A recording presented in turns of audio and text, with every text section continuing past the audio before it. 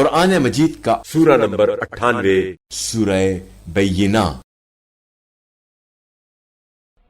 شروع کرتا ہوں اللہ کے نام سے جو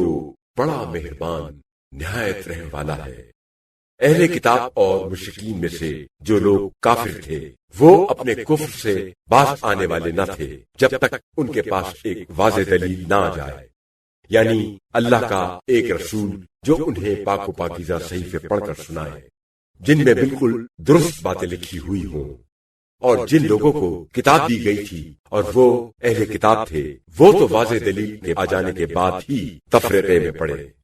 حالانکہ انہیں تو بس یہی حکم دیا گیا تھا کہ دین کو اسی کے لیے خالص کرتے ہوئے اللہ کی عبادت کریں، بالکل یکسو ہو کر، اور نماز قائم کریں اور زکوٰۃ دیں، اور یہی نہایت صحیح اور درست دین ہے۔ بے شک جو اہل کتاب اور مشرکین کفر میں مبتلا ہیں وہ جہنم کی آگ میں پڑیں گے اور ہمیشہ اس میں رہیں گے، یہی لوگ بدترین خلائق ہیں، اور بے شک جو لوگ ایمان لائے اور نیک عمل کیے وہی بہترین خلائق ہیں، ان کی جزا ان کے پروردگار کے ہاں ہمیشگی کی جنتیں ہیں جن کے نیچے نہریں جاری ہیں، وہ ان میں ہمیشہ ہمیشہ رہیں گے، اللہ ان سے راضی ہے اور وہ